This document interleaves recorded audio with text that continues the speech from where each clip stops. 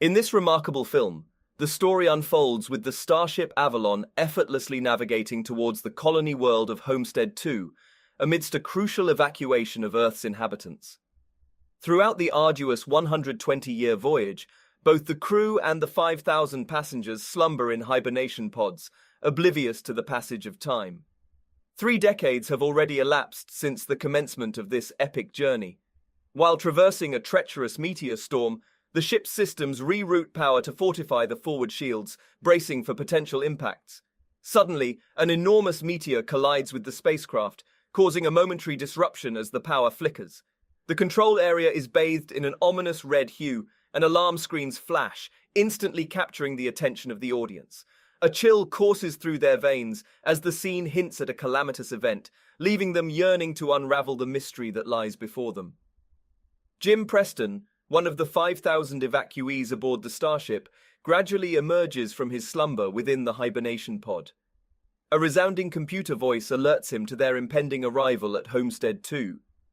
Initially disoriented and physically feeble, Jim realizes that these sensations are customary after a prolonged period of hibernation. The computer scans his wristband, guiding him to his designated cabin where he promptly returns to sleep. Upon awakening the following day, Jim contemplates his attire for the upcoming encounter with fellow passengers. Curiosity peaks within him as he enters a cafeteria devoid of any other individuals. Perplexed by their absence, he attends an orientation seminar meant to acquaint Homestead colonists with their new life. However, his lingering bewilderment at being the sole attendee persists, much to the bemusement of the computer-generated instructor, whose cheery disposition is unable to address Jim's queries. Undeterred, Jim proceeds to the main concourse in search of answers, but the information kiosk offers no assistance. Determined to seek aid, he locates an office from which he can send a message to the Homestead Company, albeit with a warning of exorbitant costs.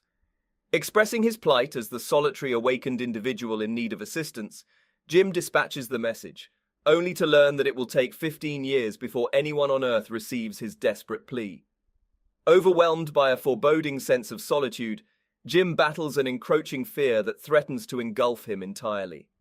The prospect of enduring loneliness weighs heavily upon his mind, casting a shadow over his every thought. Jim manages to locate all the ship's manuals, diligently poring over the documentation regarding the hibernation pods. Unfortunately, he struggles to decipher the instructions for restarting the pods once the occupants have awakened. His attempts to access the area housing the crew pods for assistance prove futile, as his limited clearance prevents him from entering. Likewise, entry into the command area remains elusive, leaving him without the necessary resources to rectify the situation. However, amidst his predicament, Jim encounters the robotic bartender, Arthur. Though Arthur's responses are pre-programmed and fixed, Jim finds solace in conversing with the affable automaton. While engaging with Arthur, he is met with comforting advice such as, "If you don't like where you're at, change things." Intrigued by the newfound company, Jim begins to find enjoyment in his circumstances.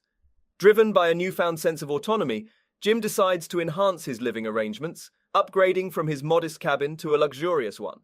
With a growing sense of liberation, he seeks to carve out a more comfortable existence within the confines of the starship, embarking on a personal journey of self-improvement. Jim resolves to embrace a life of luxury, recognizing that if he is destined to be the sole inhabitant outside of his pod, he might as well make the most of it. For an entire year, he indulges in the ship's lavish entertainment amenities. However, the absence of human companionship gradually takes its toll, leaving him increasingly burdened by a sense of isolation. During one of his explorations, he chanced upon a room designed for guests to don spacesuits and venture outside while remaining connected to the ship, ensuring their safety. This area serves as a point of exploration, offering an opportunity to experience the wonders of space while still being able to breathe and survive. Overwhelmed by his overwhelming loneliness and despair, Jim finds himself contemplating the drastic act of opening the airlock without a spacesuit, contemplating suicide. Yet he manages to regain his composure and reminds himself of the initial purpose that compelled him to embark on this mission. In search of solace, Jim wanders into the pod area and unexpectedly stumbles upon a pod housing a breathtaking woman named Aurora. Intrigued, he examines her passenger profile, meticulously created prior to the ship's departure. Captivated by her beauty and the serenity adorning her sleeping face, Jim learns that she is a journalist, venturing to Homestead to unravel the motivations behind people's choices to become colonists. Her novels leave an indelible impression on him, further fueling his fascination. Engulfed by his yearning for companionship, Jim grapples with a momentous decision. Aware that awakening Aurora would condemn her to a lifetime aboard the ship, he weighs his selfish desires against logical reasoning. Ultimately, his longing for human connection overwhelms his rational thoughts, compelling him to physically rouse her from her slumber. Concealing himself before her awakening, he anxiously awaits the moment Aurora opens her eyes. Oblivious to the circumstances, Aurora is greeted by the cheerful computer program and guided to her designated cabin for much-needed rest. The following day, Aurora awakens to find herself alone and ventures to the Grand Concourse, where she encounters Jim. He shares with her the duration of his wakefulness, but keeps the truth about awakening her a secret. Fearful that revealing his actions will only ignite her fury, he worries that his desire for companionship will be thwarted. Jim even goes so far as to request Arthur, the robotic bartender, to withhold this information from Aurora, and to his relief, Arthur agrees. With their daily conversations centered around finding a solution to repair the pods, they forge a bond. Aurora immerses herself in a plethora of activities, indulging in swimming, running, and rekindling her passion for writing. Despite the 3-decade hiatus, the act of writing feels like second nature to her once more. Curious about Jim's reasons for leaving Earth, she inquires, and he reveals his fondness for crafting and repairing things. On Earth, he explains, items are often discarded instead of being fixed, which motivated his desire to construct a home with his own hands. In contrast, Aurora's initial goal was to journey to the colony, spend a year interviewing the inhabitants about their reasons for leaving Earth, and eventually return home. Being a gold-class passenger, Aurora exploits her privileged status to secure more extravagant breakfasts for Jim, surpassing the limitations imposed by his ordinary clearance. Remarkably, even in the vast expanse of space, the echoes of Earth's classism persist, clinging to their interactions and choices. After spending considerable time getting to know each other, Jim musters the courage to ask Aurora out on a date, to which she happily agrees. In truth, she doesn't have the luxury of considering other options, given their isolated circumstances. Following a delightful meal, Jim leads her to the spacesuit chamber, where 2 suits await them. Donning the suits, they venture outside, experiencing the awe-inspiring wonders of the cosmic expanse. Upon their return, Aurora is overcome with exhilaration, and they retire to Jim's cabin, where they intimately unite in a moment of passion and connection. It is a profoundly significant occasion for Jim, as it marks the first time he has experienced physical touch with another human being since awakening a year ago. Their shared ecstasy is palpable, forging a deep bond between them.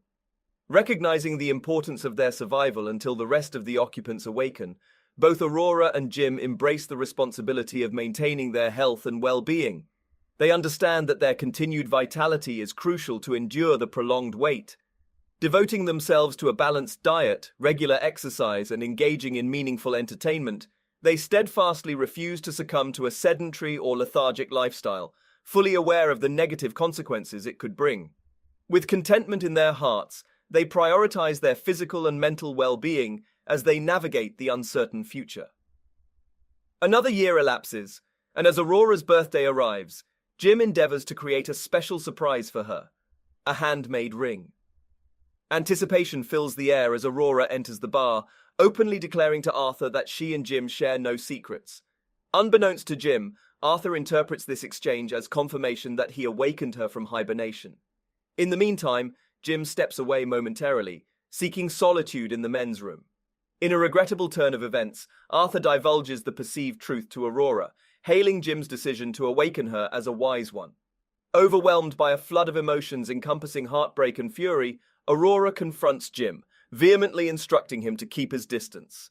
Consumed by her rage, she breaks into his cabin one fateful night and unleashes her anger upon him, striking him repeatedly with her fists.